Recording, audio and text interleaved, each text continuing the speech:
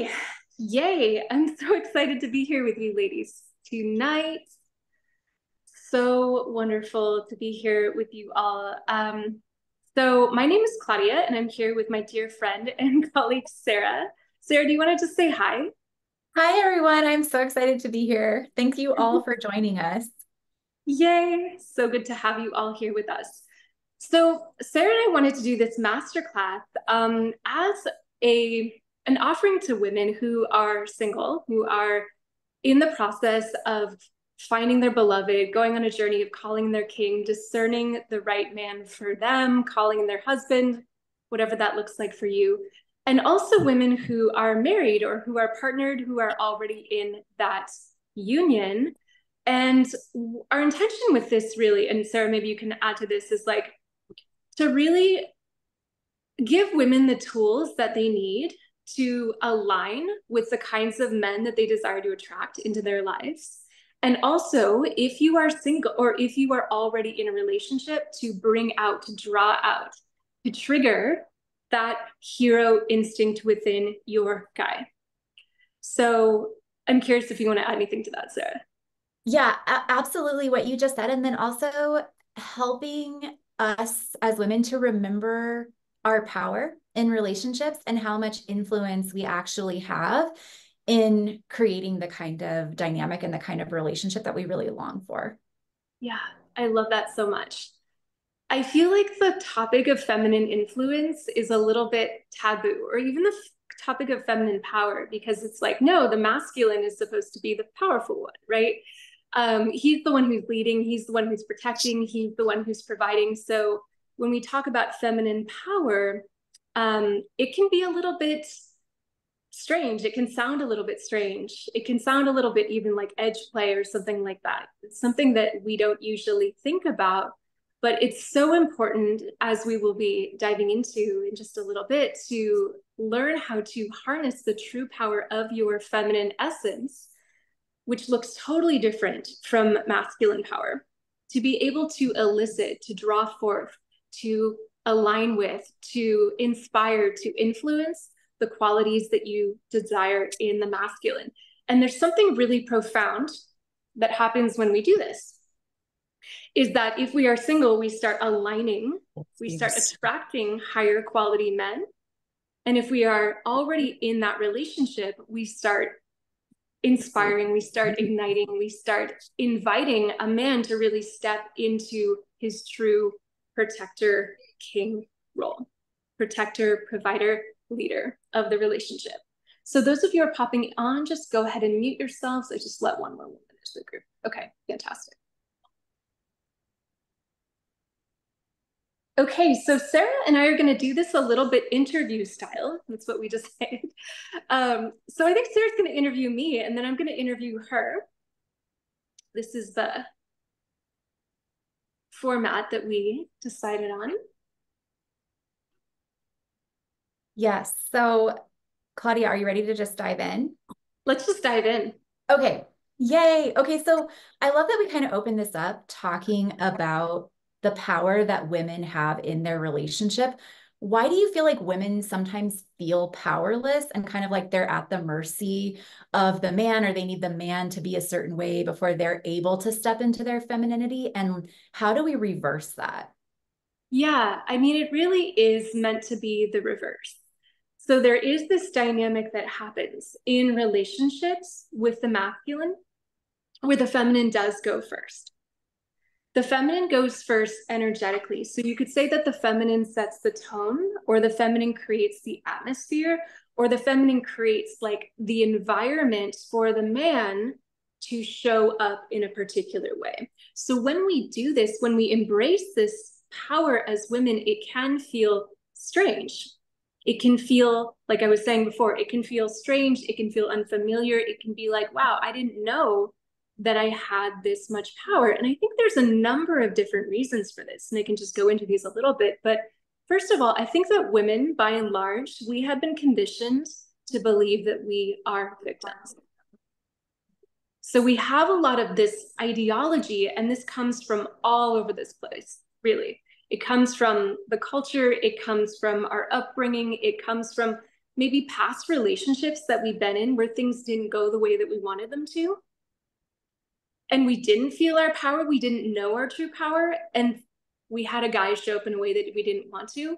And then we felt like victims, right? We felt like I'm powerless here to do anything about that. So I think that women don't realize that they are powerful because we have been taught that we're not powerful. We've been taught to believe that we are victims. We've also been taught that power is a masculine term. It's something that men do. It's something that men embody.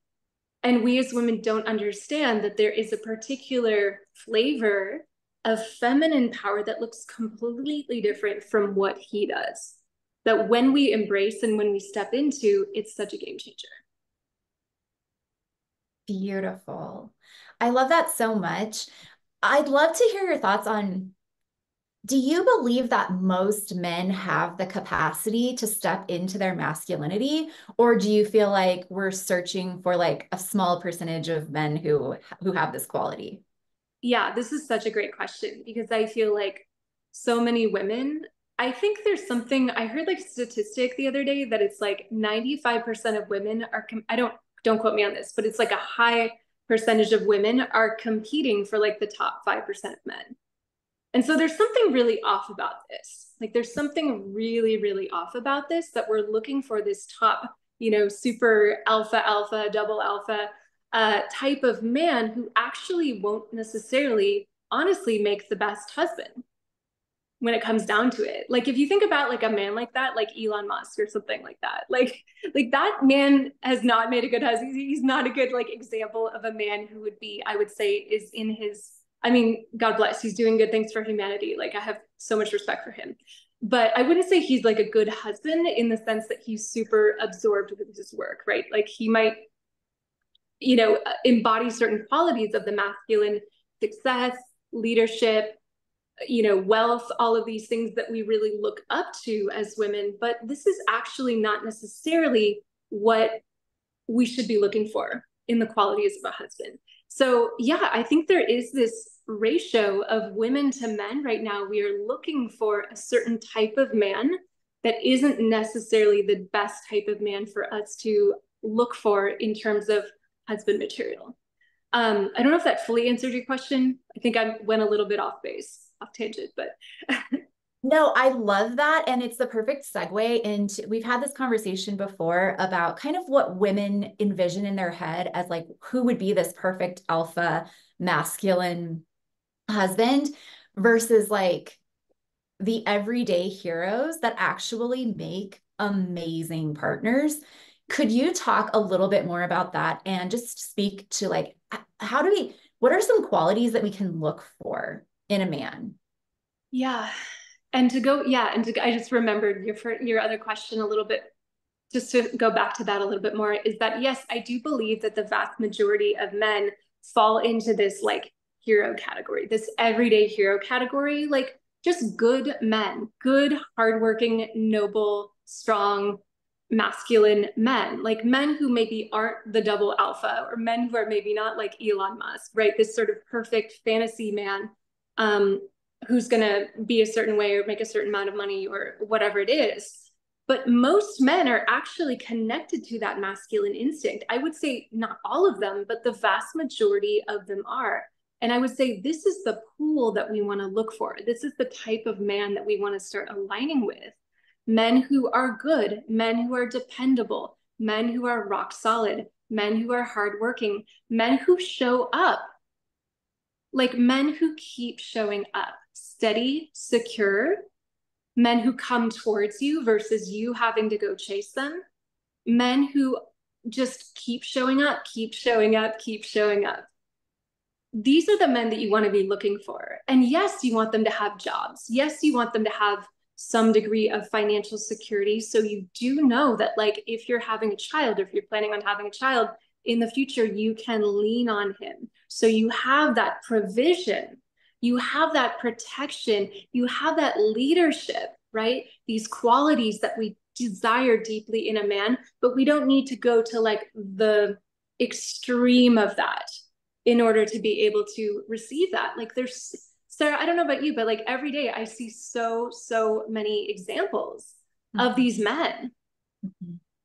like in my neighborhood, in my coffee shop, in like out there in the world. There are so many of them, and I feel like many of them are being overlooked because they're not this at this sort of, they're not playing to a woman's fantasies. Absolutely. And I know for myself that before I had done the work and before I learned how to be in my feminine and what masculinity was, I thought all the good men were taken. There was no one left. It was a hopeless game, and that I was going to be single forever. So I can understand feeling that way. But when you step into your feminine power, like we're talking about here, it's like your eyes are suddenly opened and there are good men everywhere. Literally everywhere. Yeah. Yeah. Yeah.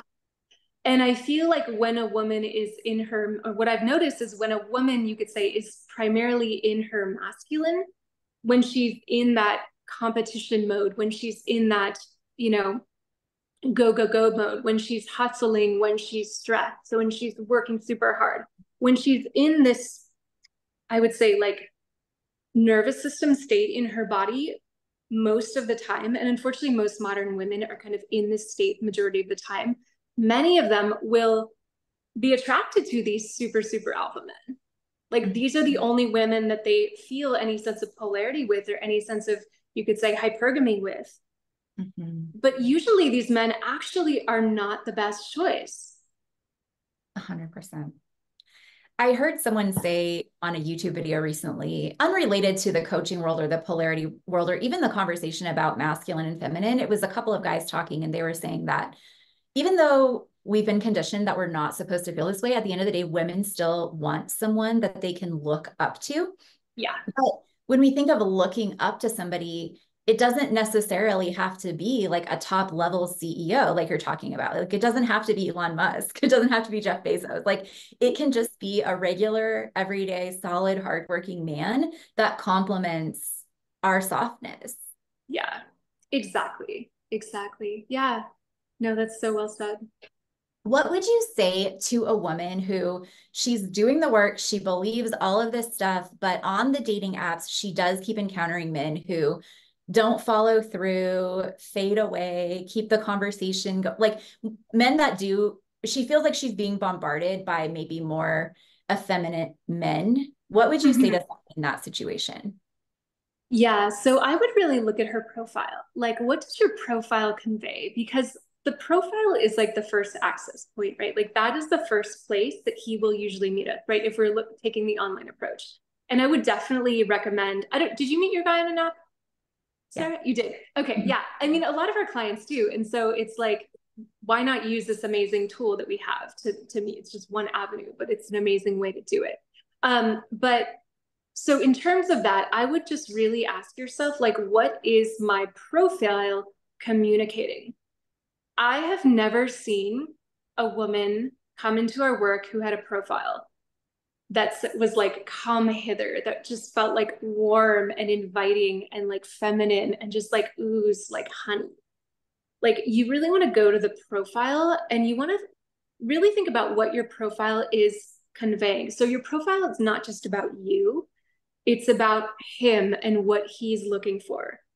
And if you understand how to write your profile and craft your profile in a way that feels like honey to the masculine versus barbed wire, right? Which I feel like a lot of us have profiles that are like, prove yourself to me, and like, only, no players, no Peter Pans need apply. And it's just all about what we don't want versus being like, yes, like I'm looking forward to being a wife. Like this is like really using this kind of wife language and letting him know like what he's going to get out of being in relationship with you as well. I think that's a really important thing. So that alone is going to attract, that's going to magnetize these higher caliber men, or let's just even say these everyday hero types of men who are husband material, who are looking for a wife, who are looking for a lasting lifetime relationship. Yes. Beautiful. I love that answer. Yeah, when I like towards the end of my dating journey, I redid my profile like one last time. And it was like a few of my favorite things. And it was just like, I love the smell of the desert after it rains or meeting street. I felt like I was writing a Taylor Swift song and I felt so vulnerable and embarrassed posting it. But as soon as I did, the kind of men that started chatting with me were completely different. And like, I literally met Corey like the next day, but it was Yeah. just like, it felt a little vulnerable because it was, but that was what drew in the right men.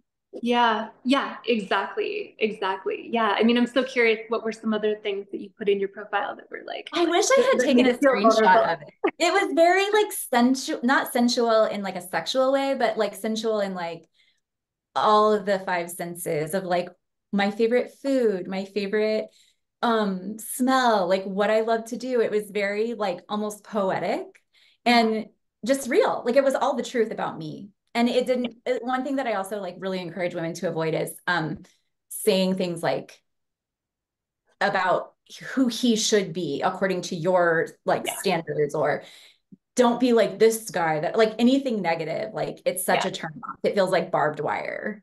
Exactly. Yeah. Yeah, I love that. Yeah, like the senses and like Yeah. specifics and details that like bring, that like invite him into your world. Like I always say that like an online profile should feel like, if you think about it, the analogy of like walking by a house where like there's bread baking, like Mm. having that feeling, like that warm and fuzzy feeling that you're like inviting him home versus hey, you need to prove yourself to me, or hey, like are like, you got to be this way or you got to be that way in order to apply. It's like that's all going to repel the type of man that you want to attract. So the more that you're negative about what you don't want, um the more you will repel what it is that you do want. Mm. Absolutely. So, for women who are already in a partnership or they're dating somebody, can we talk a little bit about how we can communicate our desires in a way that has the masculine just so excited to provide for us? Yeah.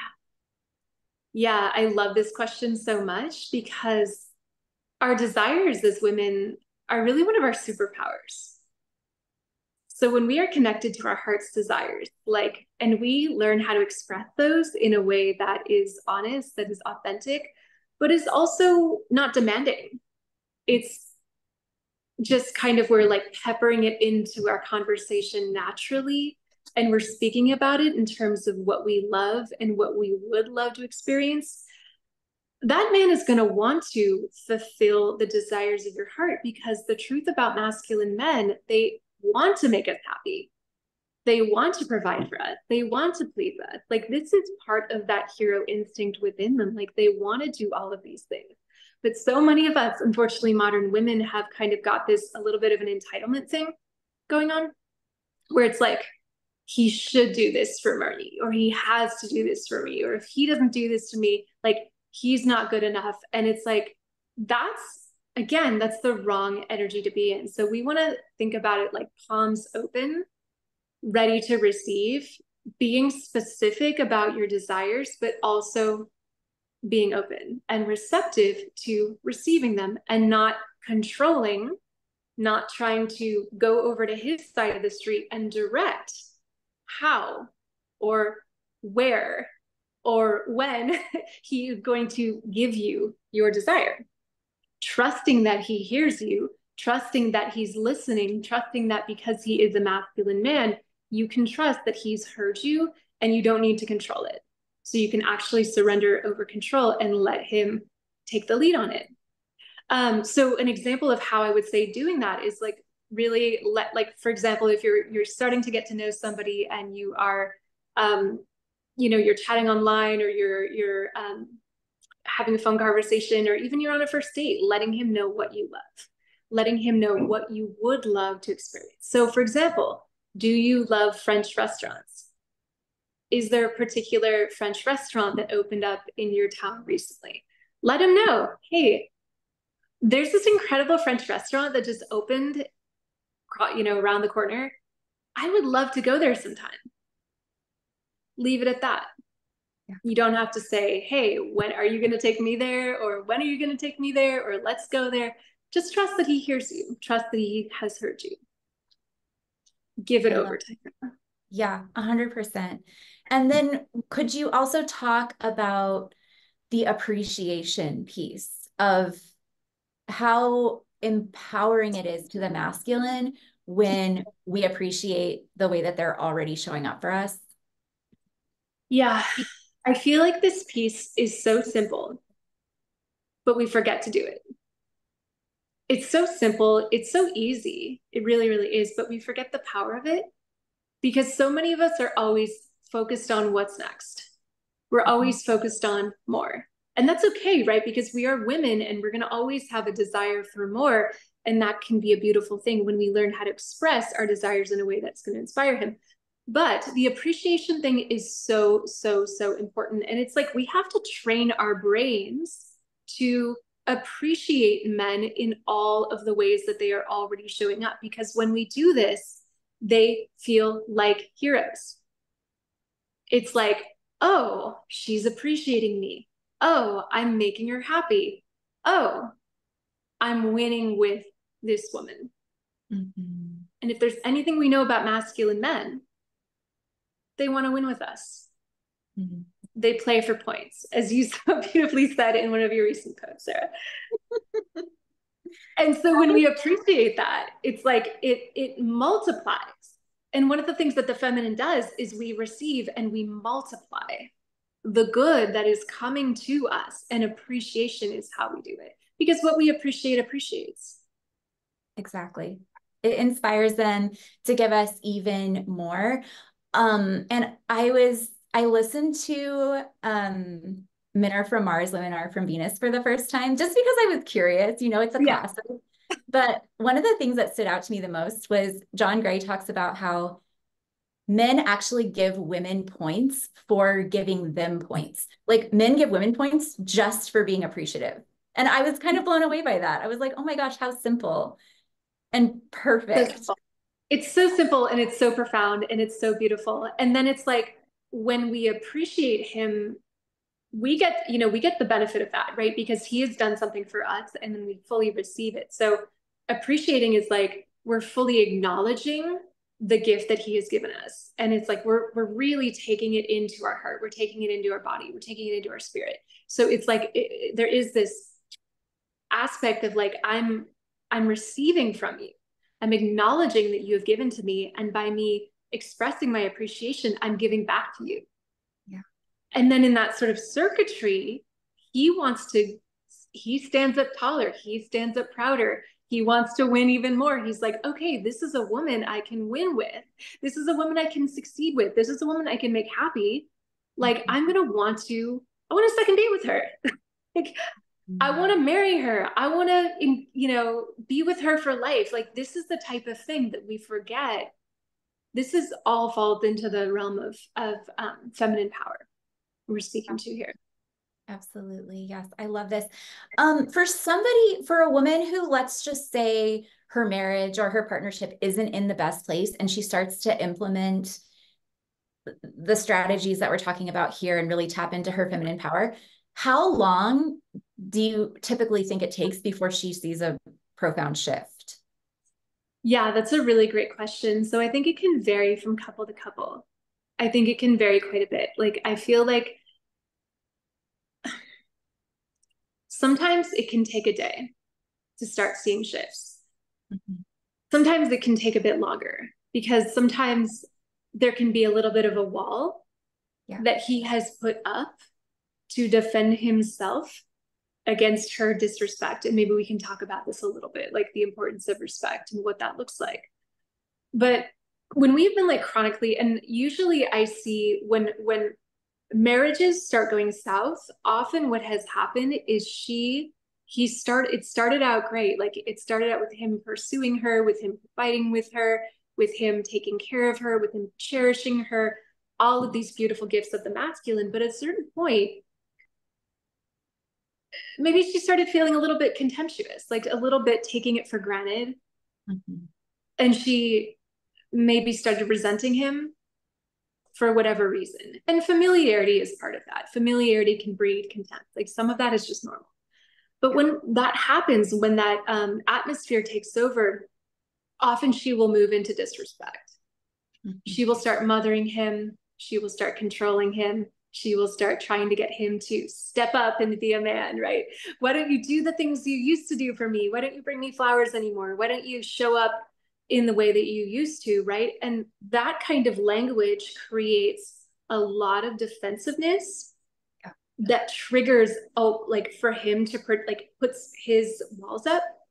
He wants to protect himself because the thing that we don't like to understand, like it's really difficult for us to understand as women, is that like um men have very fragile egos Mhm. that we actually don't necessarily, and I think sometimes we think it's like our job to like, you know, humble him or put him in his place or whatever, but like this is like that actually, it's not a bad thing that he has. It's part of his pride, right? It's part of his motivation. It's part of like what makes him feel successful as a man. So I wouldn't say like our job is to cut down his ego at all. It's like actually to build it up. And I know this is really difficult for especially spiritual women because a lot of us are like, no, we shouldn't have any ego or we shouldn't have any um, sense of pride or anything like that. But there can be a healthy expression of masculine pride that we can cut down, we can castrate. And so when we do that inadvertently through disrespect, chronic disrespect, he will put up a wall Mhm. to protect himself, Mhm. to protect his pride. 100%. I'm curious your thoughts. I've heard people talk about this, but from my understanding, there is a phase of when a man's wooing you. He's Yeah. pursuing you, he's coming towards you, he's bringing you the flowers, he's taking you to the nice dinners. And then there, like when you get into partnership and when you move towards building a life together, he moves into more of providing for you, which might mean like working longer hours or being Yes. more focused on his career. And I think a lot of times if women don't understand this, they take that personally Yeah. and they feel they're like, what happened to him? But Yeah. it's him really having this desire to provide for you, and that's his way of doing it. Could you speak on that a little bit? 100%. Yeah. And I feel like a lot of us want our men to kind of act like women in the sense that like we want to have like these like deep emotional, and you know, there's nothing wrong with that, but we want to have like these deep, long, heartfelt conversations and like, you know, eye gaze and hold hands and stuff like that. And some of that can be beautiful, but at the end of the day, like if he is a man who wants to provide for you, he's going to be spending hours and hours of his day probably outside of the house working and doing things for you and your family, right? And so he may not be able to, he may not just have the capacity or the wherewithal to do all of these romantic gestures that he did in the beginning. And women need to understand that that is not because there's a lack of love. It's just the love really has taken a different shape and different form and a different kind of expression. So the more, again, that we can accept and appreciate and respect and trust him in all of the ways that he is providing, Mhm. then Yeah. we feel peaceful. We feel at peace. We feel satisfied. We feel happy because we're receiving his gift, right? Intentionally receiving what it is that he's bringing. And then he also feels successful. He feels like a winner. And then he might want to bring you flowers. Like you can use that same process of how I shared how to express your desires. You can share that to the man that you're married to as well. I love flowers. I would love flowers. Wouldn't it be wonderful to have flowers? Mhm. So beautiful. You touched a little bit earlier on mothering. Do you want to talk a little bit about the difference between the mother and the muse, and how do we know when we're getting into that mothering energy with our man? Yeah, I mean, it's very simple. Whose side of the street are you on? Yeah. Are you on his? Are you going over to his side of the street? Are you trying to control his behavior? Are you trying to dictate who he is and how he acts and how he dresses and what he eats and how much money he makes? Are you going over to his side of the street and meddling?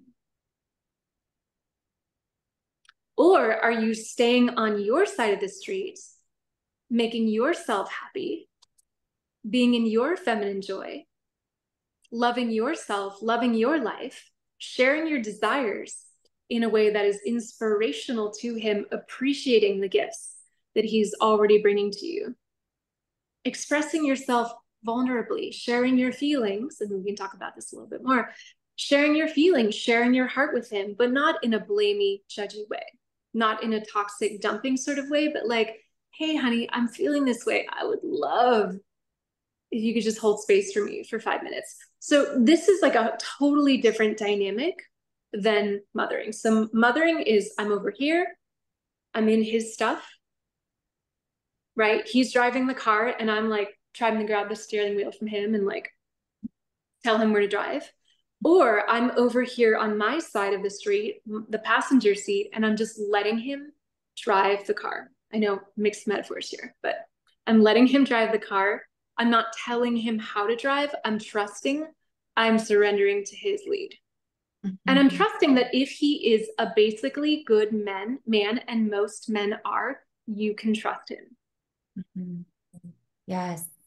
And the more So you stay important. off his side of the street, the more you keep your hands off the wheel, he will keep taking you in a really, really, really good direction. But that trust needs to be there. 100%. Yeah. And so for women who have had bad experiences in the past with men, even with their father, how do you help them to start to rebuild that trust in men? Yeah, that's really difficult. That might be the most difficult thing. It's a journey. It's definitely a journey. Um, for me, it was a huge journey and it still is a journey. Like I'm still learning, like I'm still learning this process. But for me, one of the things that has helped the most, I would say, is cultivating a relationship with God. So, like God as Father, God as beloved, like Christ. God is not a tyrant, right? God is not a weakling. These are the two like shadow masculine archetypes that we want to just be aware of. But God is good, right? God is good, but he's also going to lead you. He's also going to provide for you. He's also going to protect you. He's also going to cherish you. And when we can allow ourselves to receive that love and that care and that experience of being fully chosen and fully held and fully like beloved by God, it creates a template for us to receive that from, it creates like a blueprint in our psyche for us to be able to receive that from a human masculine man. So I would say for me, that has been probably the biggest aspect that's healed my relationship with my husband or like, and men in general, but just like from where I started in the beginning of my relationship to where we are now, it's a Yeah. world of difference. That's so powerful.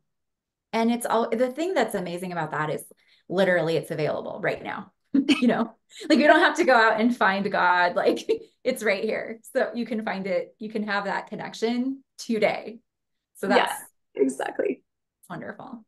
I'm curious about you, Sarah. Like, what do you feel like is a really great way to for women who have that wounding around being able to trust the masculine? Like, what would you say has helped you or helped your clients? Well, everything that you just said, I think that is first and foremost God. That's the main thing. But then I've also found it to be very helpful in my own life at the beginning stages of just gathering evidence, every single shred of evidence that I could find of even if all it was a man held the door for me at the gas station, like Mm, the smallest acts and just mentally compiling evidence that there are good men everywhere. yeah, beautiful. That's like the whole retraining of your brain, right? Mhm. And then it's like once you start looking for it, then you really do start to see it everywhere. You really, really do. Yeah, Yeah. yeah. So, so good. Oh, I love it. Yeah. So, like, what I'm hearing from you is to start small and Yeah. start noticing how it's already all around you and how it's already here. And it's just a matter of focusing on it, noticing it, and letting your like training your brain to take stock, to like let that be the evidence that there are good men. Yeah, exactly. Yeah, beautiful. So I know this can be a little bit of a touchy subject, but it's something that we did want to talk about, Claudia. Would you like Yeah. to talk a little bit about some of the myths that are being perpetrated by some polarity coaches about what it means to be feminine in relation to the masculine? Yeah, I would say my biggest issue with this is the idea that women don't have power, Mhm. is that the feminine is not powerful. Like I think there's this idea, and I think when we speak about feminine power, maybe men are confused because they think we're just automatically talking about power in a masculine way. And so they're like, yeah, she doesn't have power, right? Because she's not masculine. And so I can totally understand that and empathize with that. And at the same time, like to deny that a woman has power in a relationship really puts her in a very vulnerable, and I don't mean that in a good way, kind of victimized, helpless sort of state where she is very much dependent on him always showing up in a certain way in every single moment. And if he doesn't, then it can put her in a state of like real codependency Yeah. rather than interdependency, which is really what we're going for. So yeah, I feel like a lot of the polarity teachings today, and I feel like they're, God bless, like I feel like they're a good start. They can Mhm. be a good beginning, introduction to the nuances and the dynamics of the stance. But I would never, ever, ever say a woman is not powerful. That has not been my experience. I mean, speak to any wife, like any woman in a long-term relationship or marriage. Like she knows that she is immensely powerful. She holds so much of the really like I mean, I always say like women are the the gatekeepers or the key holders of union because like we really do hold this extreme, immense power to um really make or break a relationship. Yeah. And so I feel like that piece alone has shifted so much for me. And just a lot about like, yeah, a lot about like, oh, if he doesn't show up this way all the time, if he doesn't lead, if he doesn't do this, if he, he's not your guy, or he's, he sucks, or he's he's emasculated. Mhm. Like not necessarily true, right? Like is that really true? Well, probably not. Probably not. You may have just been not understanding your true power of feminine influence, Yeah. and understanding where your position, how to position yourself in a place of feminine power.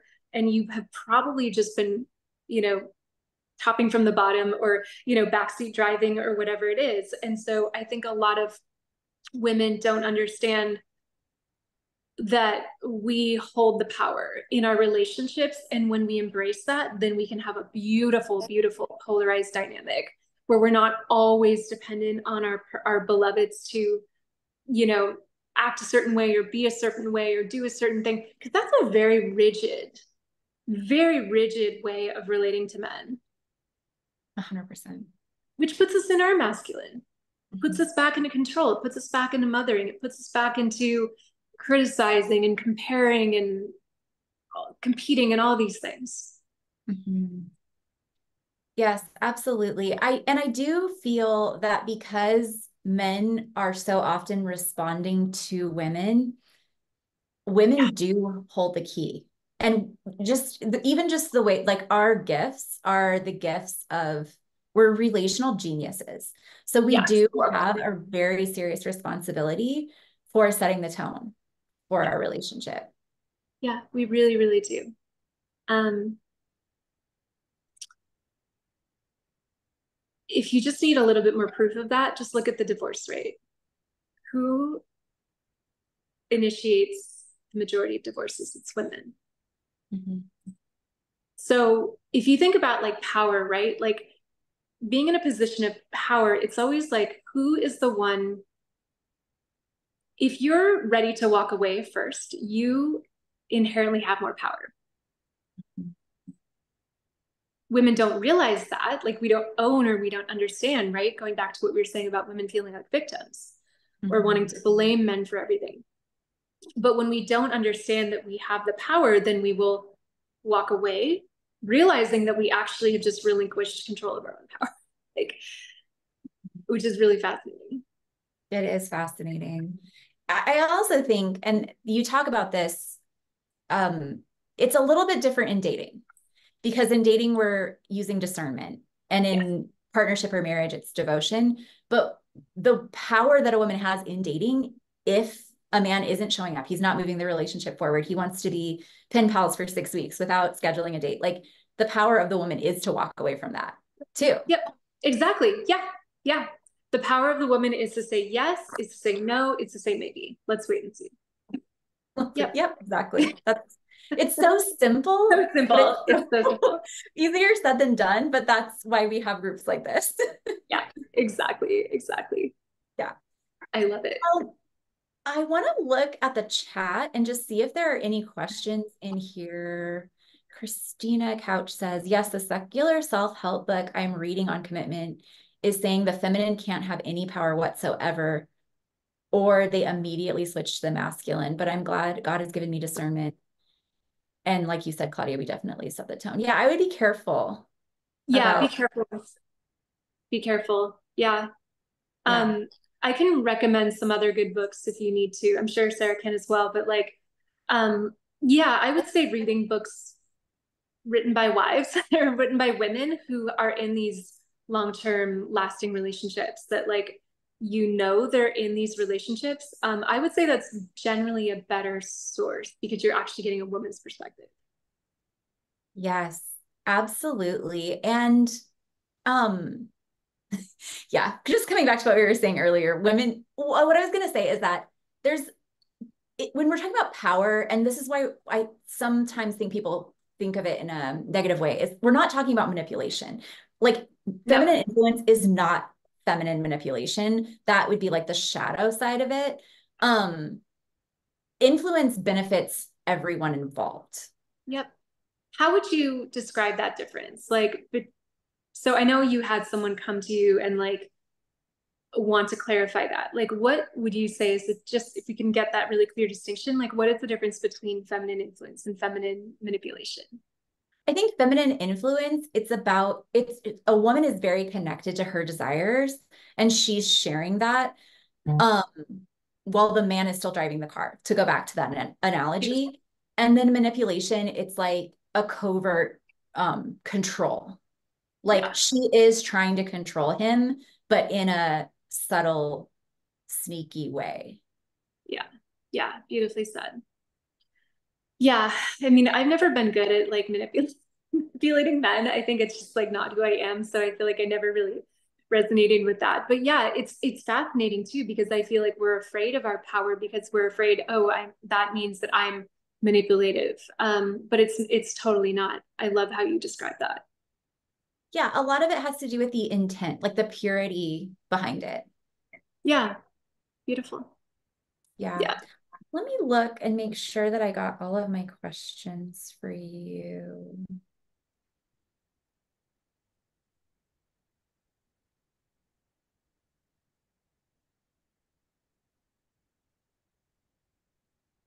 Yeah, we've covered a lot. That's awesome, Claudia. Yeah, we really did. So let me check the chat one more time. Fantastic. I think there were a couple more. As far as women being 70% of those initiating divorce, it is said, hold on, lots of, oh, the main reason cited for this is infidelity. I saw a statistic, and I don't know if this is true, but I saw a statistic that said like men and women were both equally likely to be unfaithful. But I don't know. What do you know anything about that, Claudia? I don't. But I also have to just say that, like, and I know this is really hard for us to hear, is that, like, I just want to say this as sensitively as I can. Most infidelity doesn't happen in a vacuum.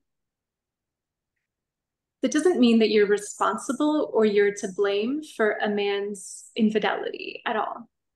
However, we have to understand again, this is the part of the with great power comes great responsibility, is that like when we do certain things or we act in certain ways in relationships, like if we are chronically disrespectful towards him, or if we're like denying him sex, like this is really, really important for a man.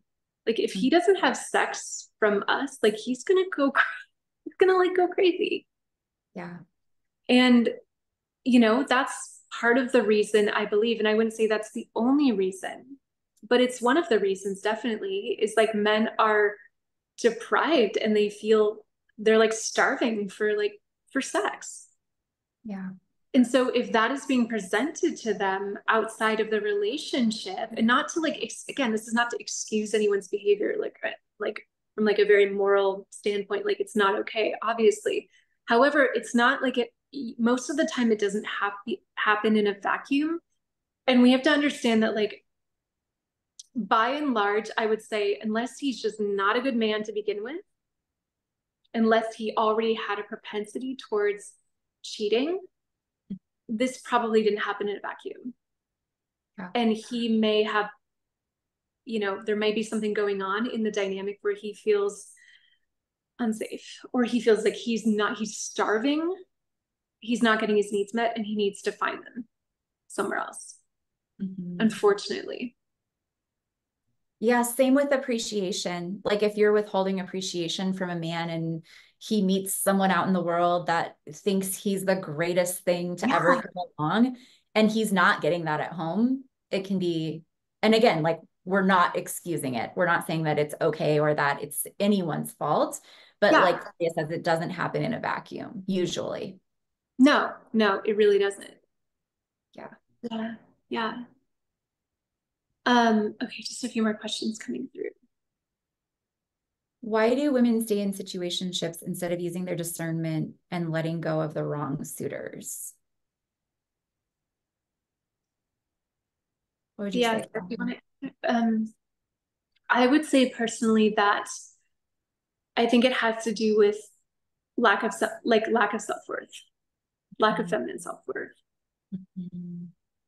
Yeah, 100%. I think it's lack of self-worth and just if a woman doesn't know what's possible in a relationship, like if a woman hasn't done this work, she might feel like that's all that's available to her. And, there are so many reasons why someone might do that, but Yeah, and she maybe just doesn't have the skill set either to date with the intention of marriage.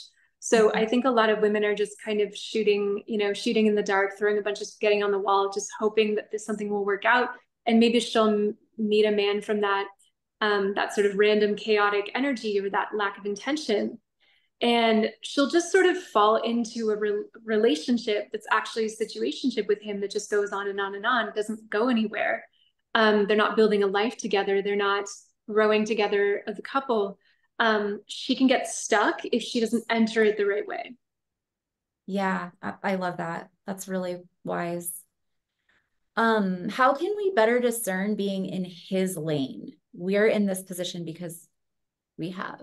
How do we're in this position because we have. How do we so how can we discern being in his lane? I think it's like for one thing, it's an energetic thing. It's like we are taking our energy as women off of ourselves, which the Yeah. feminine energy, it's like an inward focused feeling embodied energy. And we're taking it and we're putting it on him and we're trying to live his life instead of our own.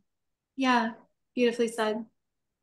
Yeah, it's like, where are you placing your attention? Like Sarah said, are you focusing on him and what he's doing or not doing?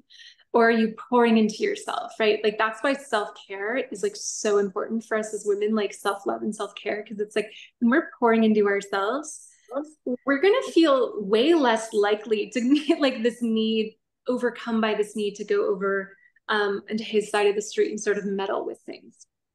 Yes, absolutely.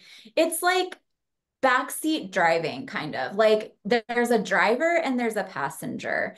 And if you want to be the driver, then you're probably no one in this class wants to be a driver or they wouldn't be here. So you want to be a passenger, but to be the passenger, you have to be in full trust and Yeah. let him take the wheel. You can communicate your desires, but he's driving the car.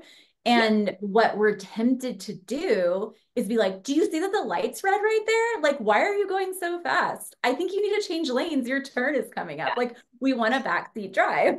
And it is Yeah. tempting. But that's like in the book Unbound, she talks about being either the dominant or the submissive. And Mm. fully occupying either role is where the power is. But when you get in between and you're not really either, you're in this, she calls it like the smush. And so you're in the Yeah. smush and you're not fully empowered at Mm. all because it's a confusion of both energies.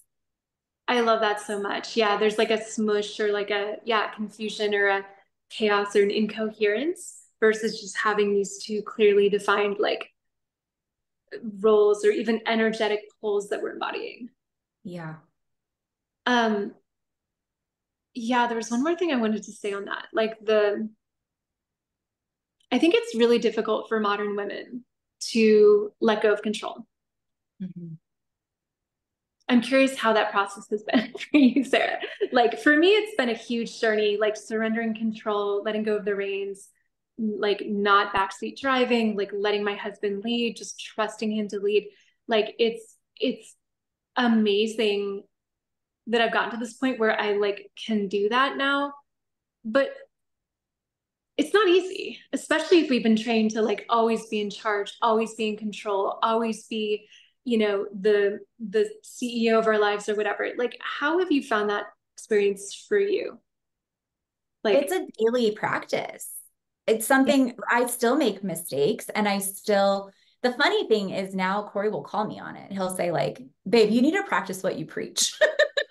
my husband's the same. Yeah. It's so funny, but it's playful and light because we both know what we want and like the direction that we're going. But even just like when we got our dog, I was hell bent on getting a dog. Like I had to have a French bulldog puppy. And so I had the desire, but then instead of just having the desire and communicating it in a pure way, which he wanted it too. We both wanted a dog, but I took charge. I started calling Mm-hmm. breeders, looking online, doing research, even like making appointments to meet puppies. And he totally was like, no, we I don't know if we like he was then suddenly I'm coming up against his resistance and then I realized what I was doing. I was like, oh, like I'm desiring this and now I'm also trying to provide the desire Mm. for us when if that's not my job. And as soon as I took my hands off, next thing I know, I'm getting a call at work like, hey babe, come home because we're going to pick up our new puppy. Like he arranged the entire thing, which is how it Yeah, would have beautiful. worked beautifully all along if I hadn't just like gone over into his lane. And it was nothing detrimental to our relationship. It's just like I could have saved myself a lot of time and effort and just gracefully received this thing that I wanted so badly. Yeah. Oh my gosh. I had done it from the Love that. beginning. I love that so much. I have a similar story last year. I went and I bought this dress. I saw this dress that I just really, really wanted. And I was like, I just had a lunch and I just want to like buy myself a dress. And like, I really love the experience of shopping with my husband and having him buy me things. And like, I was like, no, I'm just gonna do it this time. I'm just gonna buy myself a dress. And I went home and like, he was like, why did you buy this dress? Like, I would have bought you he was like, he wasn't a huge fan of this dress. He likes it now. But then a couple of weeks later, we were in a different dress shop and there was this pink dress. And I was like, honey, I love this dress. I love this dress so much. I would love to try it on. Can you, I'd just love for you to see how it looks on me. And then he was like, wow, that dress looks amazing on you. I'm going to buy it for you. So, and the dress that he picked out was way better than the dress that I picked out by Mhm. myself, Yeah. which is so funny.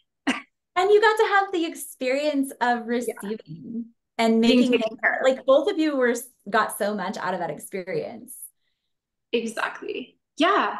Yeah. And I feel like that's the thing when we're being independent women who can do everything for ourselves, we're actually like depriving ourselves of a whole lot of pleasure. Totally. Yeah, I wrote this post yesterday that it just came to me that like I practice submission for completely selfish reasons. It's I'm Yes. not I'm not giving something to him through my submission. I'm receiving his gifts to me and I'm doing it because I like to feel that way. Like I like to feel held, supported, protected, cherished. And am I capable? Could I do it myself? Of course. But I don't want to. That's not the vibe that I want to have in my relationship. And so, really, it's for me. And yes, it's for him too, because men get something out of that. But we're not ultimately doing it like it's not a selfless act. it's not this like sacrificial, like I'm like, No. like I'm losing something, some part of myself, or I mean, there is this sacrificial element. I guess we have to sacrifice our egos, but like there's a lot of pleasure in that. It's Mhm. ecstatic. Absolutely. And like you said, ultimately selfish in a sense, because it feels good to us. Sarah, I wanted to ask you a little bit, just a question. I know we talked about this before we jumped on, but like the difference between like sovereign submission and then maybe a more collapsed or a more like um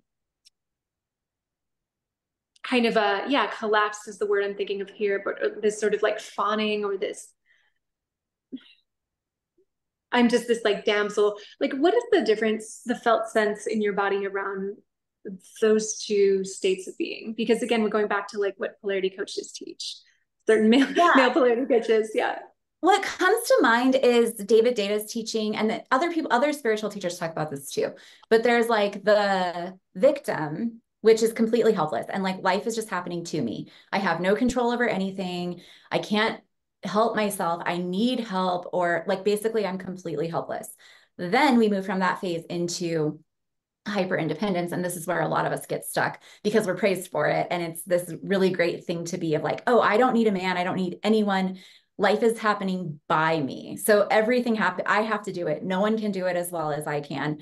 And really the third stage is what we want to get to, which is like being in a partnership and co-creating together, but it's coming from a place of sovereign, not from a victimhood place of like, I can't do anything on my own. I'm completely collapsed. I'm falling apart. Without you, I would literally die. Like, that's not it. And Yeah. I think as a collective, we've had to move from this victim state possibly into maybe like this hyper independence in order to get to the third phase. And sometimes we have to do that on a micro level within our own life. But I don't think we skip from just complete collapse to a Mhm. thriving partnership. Like, I don't think we skip over the part where we can self source should we need to. We have competence. Like, could I survive on my own? Yes. I just choose not to. Yeah, Like, beautiful. could I help myself? Yes. But sometimes I'm going to choose helplessness because of the co creative piece. Yeah, I love that so much. I love just like the dynamic, the energy of choosing helplessness. Like Mhm. that's so interesting. And it's so paradoxical, right? Because it's like helplessness implies that there's no choice. But I'm wondering if you feel like feminism, and I know that's a very broad category, but I wouldn't even say like the more recent feminism that's just gotten so toxic and so insidious and just like I really have no patience for it. All of the man hating and the man bashing, it's just like no. But I'm wondering if some of that the first wave of feminism was more about like women stepping into that second phase that you're speaking to. Like I can stand on my own 2 feet if I need to, but we're entering maybe collectively this post-feminist era, at least I hope, where we choose to surrender, we choose to submit because there is this co-creational aspect of it that's so exquisite and it feels so good.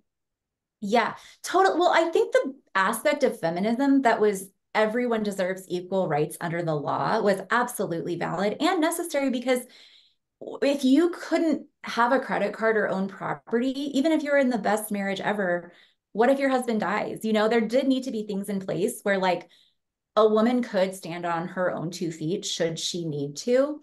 Yeah. And so that part of it was important. It has gotten completely out of hand.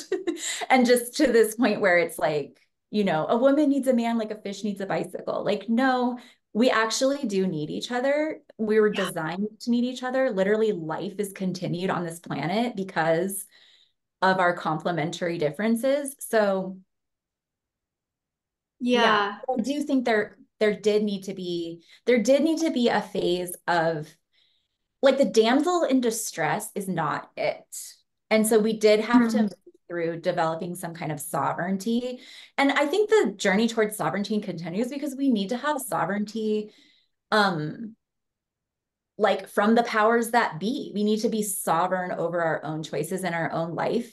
both men and women. So Yeah. the journey towards sovereignty is a very important one. But then from a sovereign place, we can choose beautiful interdependence. Yes, I love that so much. Yeah, I mean, I feel like this, it's almost this phase of like evolution almost, of like how we're evolving as humans and how we're evolving in relationships. And yeah, I feel like that's so beautiful the way you describe that. I also feel like, and maybe this is a little bit controversial because we're talking about polarity and polarized relationships, but I think one of the things that's really allowed my marriage to thrive and for us to stay together is that I do pour into myself a lot. Like I'm not always dependent on my husband to like give me everything. Like Mm-hmm. I do take really good care of myself. Like if I need a self-care day, if I need to go to the pool, if I need to go to the spa, if I need to like go to church, like I'm not always depending on him to be like, hey, I need you to take me here, or I need you to take me out, or I need you to take me on this date.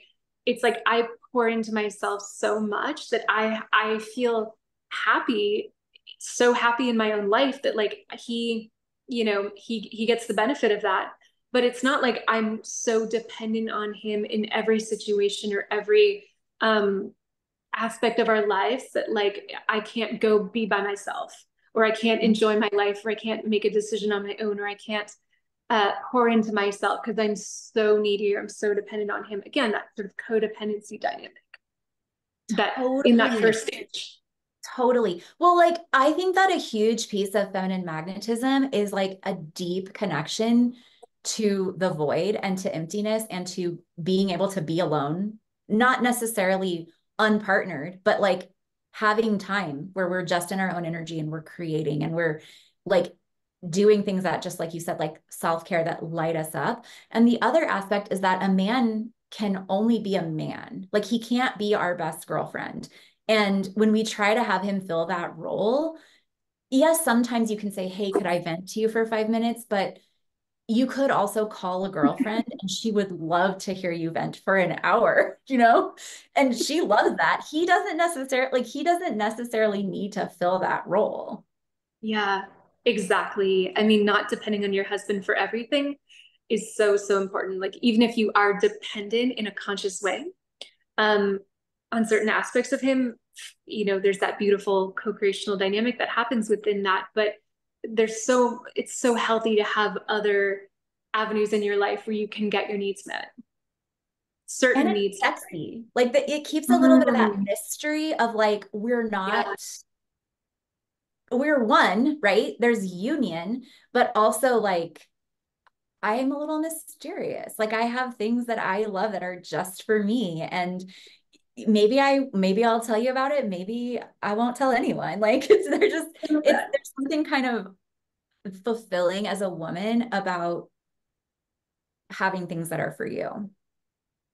I love that so much. Yeah, I love how that you frame it in terms of mystery, and like there's this element of my life that's not separate, but it's in the dark. Like you don't know everything about me, and I think again that creates that.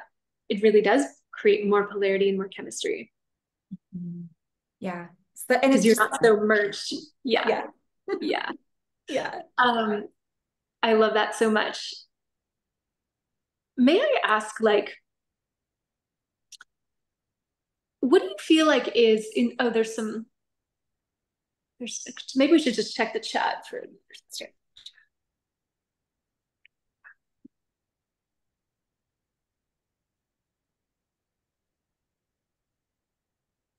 What would you say if a woman feels less connected to their intuition with a man than on her own? I have a lot of thoughts, wonderings, but very curious your thoughts. Connected to her intuition with a wait, can you just repeat that? Connected to an intuition with a man versus on her own, or Less connected to her intuition when she's with a man versus when she's by herself. mm-hmm. I can say from Interesting. personal experience, my mind shuts off when I'm with him. I'm just Mm, along for the ride and it's delicious, but I never feel disconnected from my body, but I think I do feel disconnected maybe from like my judgment, which is more mental. because I know he's got me. Yeah, that's interesting. I would even share it in terms of like, yeah, I mean, the intuition piece, feeling more connected to your intuition when you're by yourself versus with a man.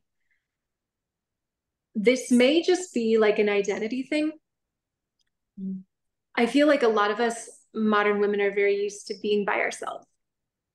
We have a lot, and I've noticed this with a lot of our clients, is that like we have a strong sense of um, this is me relating to life. It's like me in life doing the thing.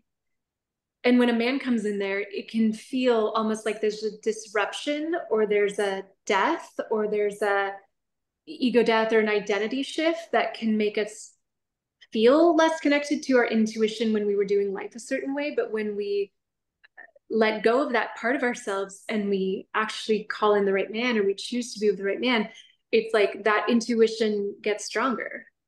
But I think it has maybe to do with what we're our comfort levels or like what we're used to or how are we used to being by with our used to being by ourselves or were we used to being in partnership.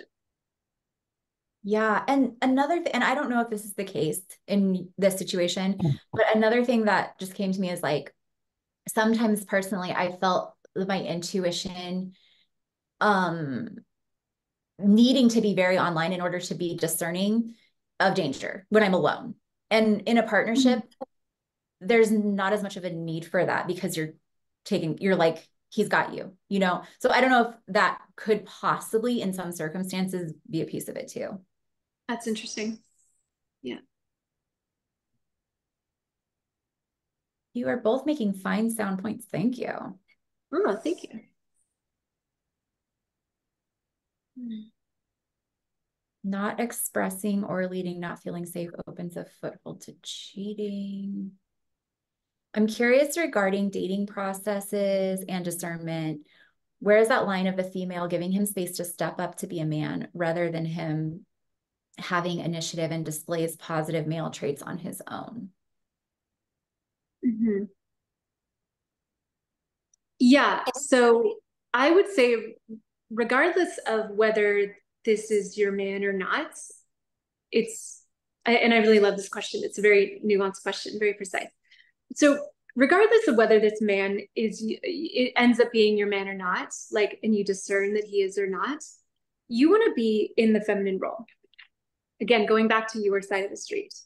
So when you are connected to your heart, when you're connected to your body, when you're connected to your feminine intuition, when you are connected to your feminine instinct, when you are in that, inhabiting that pole, you can trust by and large that the men who come to you are going to be more in that state, right? So many women are in their masculine and they're trying to discern whether a man is in that, like wanting to fulfill that role, but they can't actually discern from that place. Yeah. They can't actually tell, going back to what we were saying earlier, like no man will ever be good enough.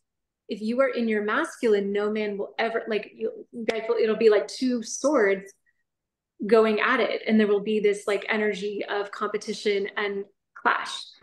But when you are embodied in your receptive, open, inviting, warm, radiant, feminine energy, when you're connected to that part of yourself, the people who you tend to attract will be higher caliber. And so you're going to have better discernment because you're in that space. So you don't have to like get him to step up because he's already going to be wanting to take care of you. He's always already going to be wanting to treasure you and cherish you and provide for you and pursue you and all these things. So he's going to want to do that naturally.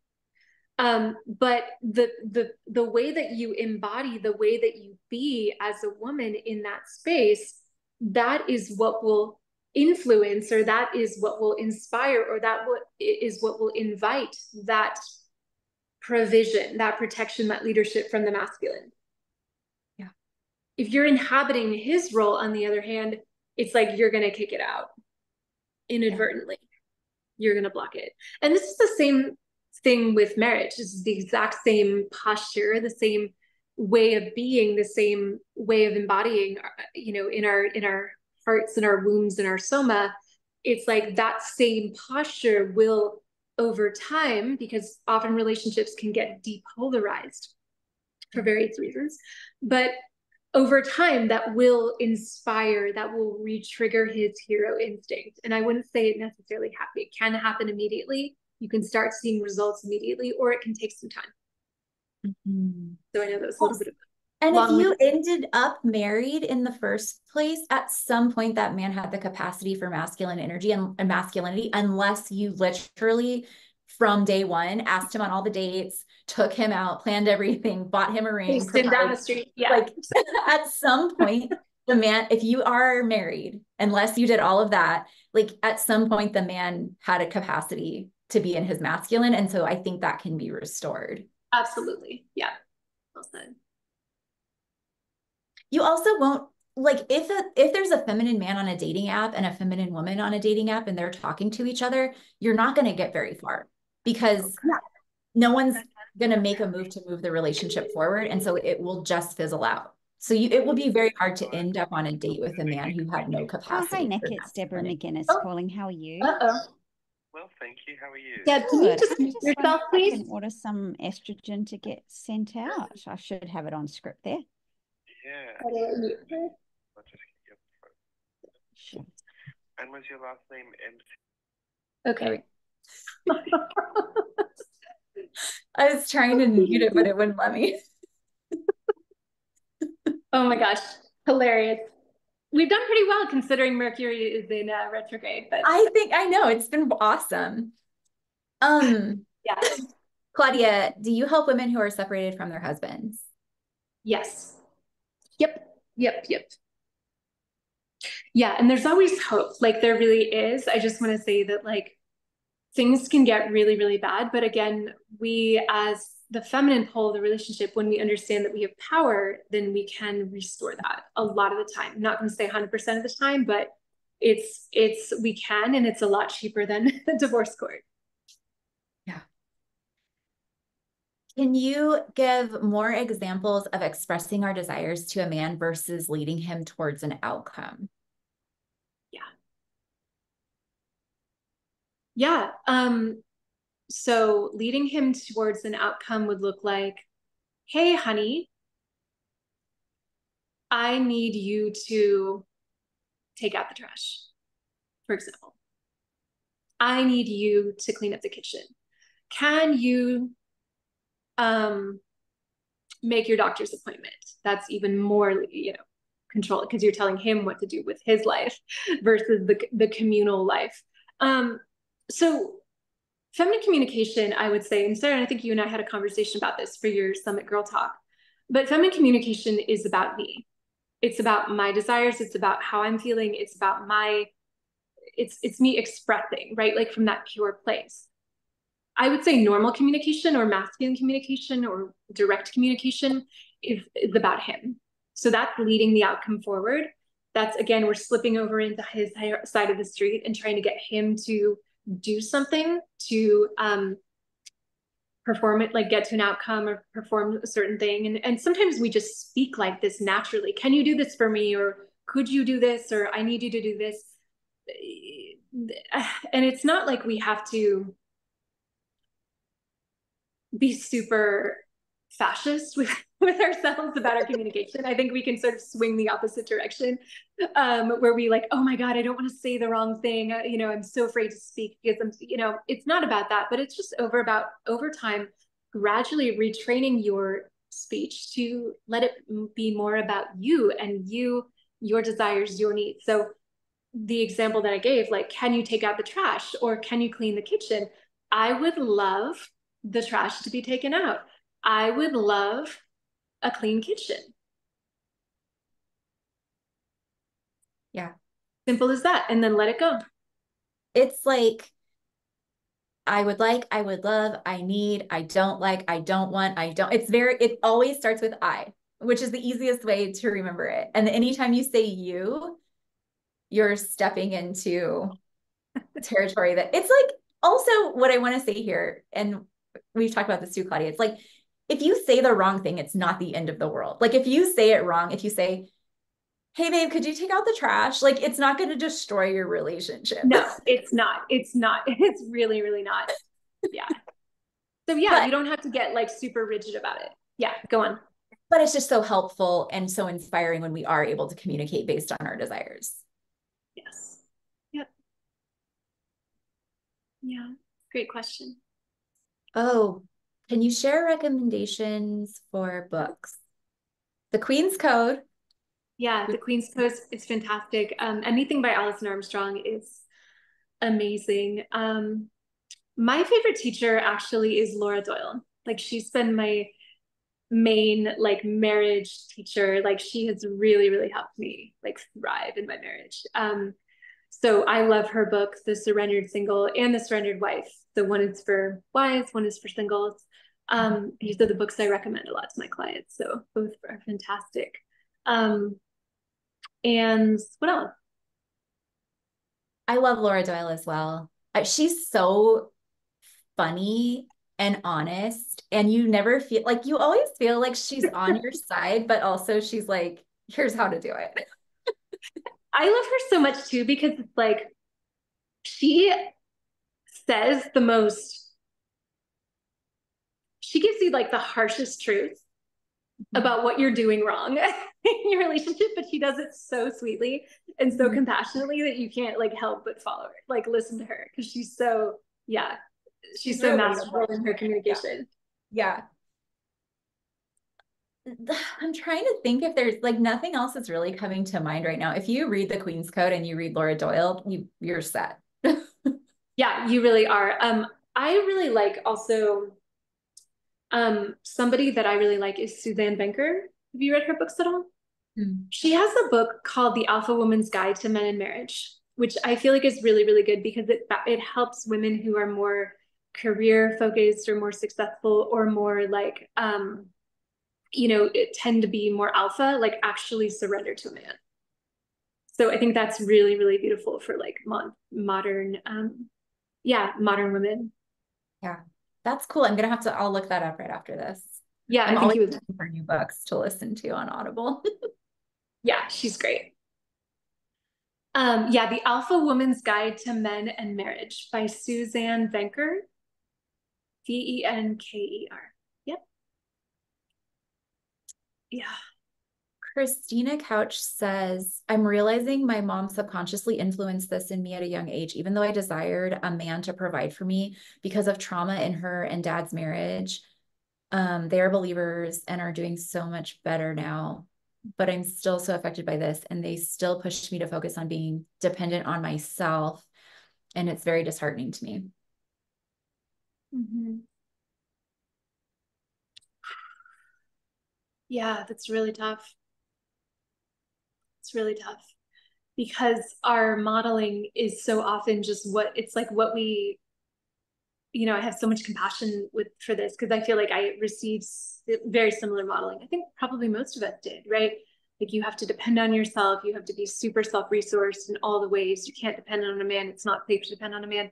So yeah, I mean, I would say understand maybe where they're coming from. Like they have your best interest at heart.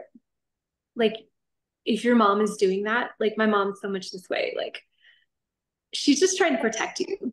Like understand that she's been conditioned a certain way or she's experienced something and she is under the impression that it's really not safe to depend on a man for whatever reason. And so she's just trying to keep you safe. And when you can hold her in that light of compassion, you can understand where she's coming from, but also stand in the truth of your heart. Yeah.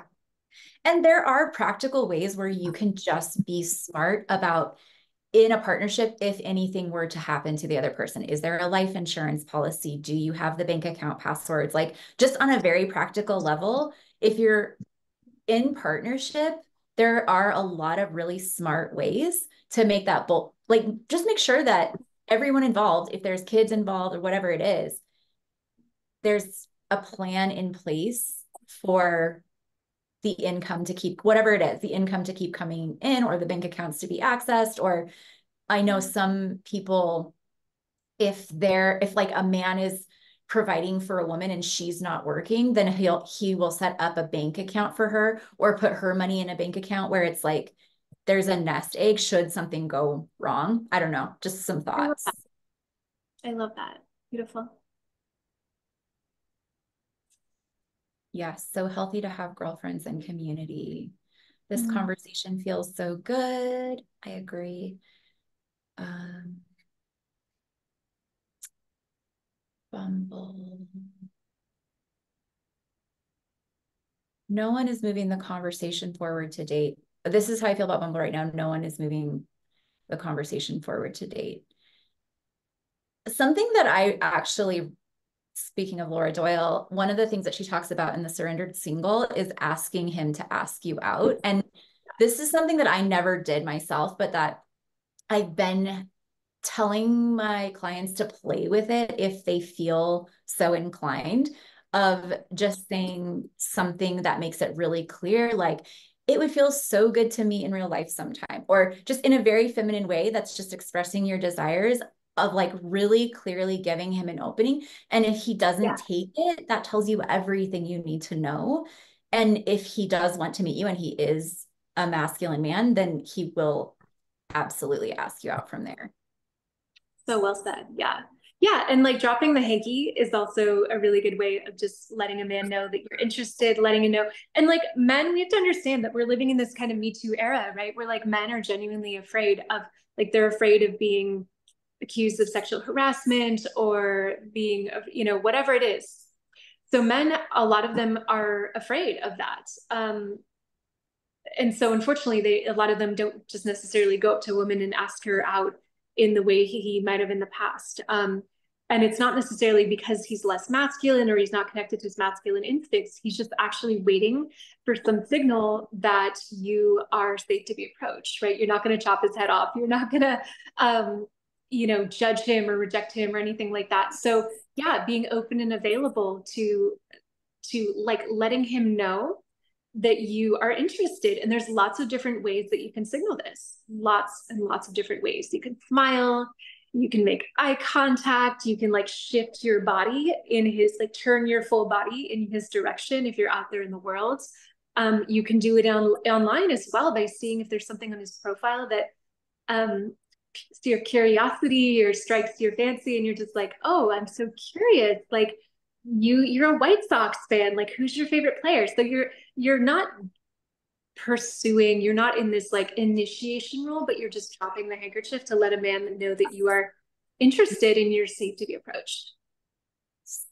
Perfect. Yes, exactly. So well said. Love all this so much, Claudia and Sara. This has been amazing. Thank you. I think Hava had a question. Do you see her question? I wasn't able to catch it on my phone, but is it this? I noticed that I can relax into male provision, but it ends there. Does sexual arousal follow if a female can fully receive from him? Sexual attraction. I noticed I can relax. Like, you feel like you can allow men to provide for you, but you don't feel sexually attracted to them. Is that what you're saying?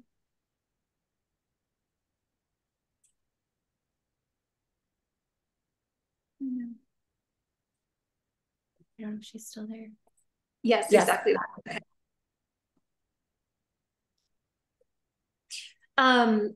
Okay, so just to clarify, so you can receive provision, but you don't feel sexually attracted. That's what the question was? Okay.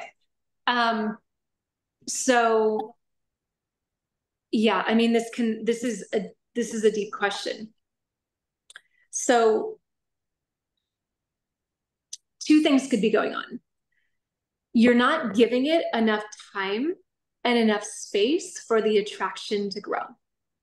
So often we as women, we have this idea that there's just going to be like fireworks and like insane chemistry on the first date. And we're just going to be like swept off our feet. And it's going to be like this romantic, it's going to be like in a Hollywood movie where you just like want to like rip off each other's clothes, right?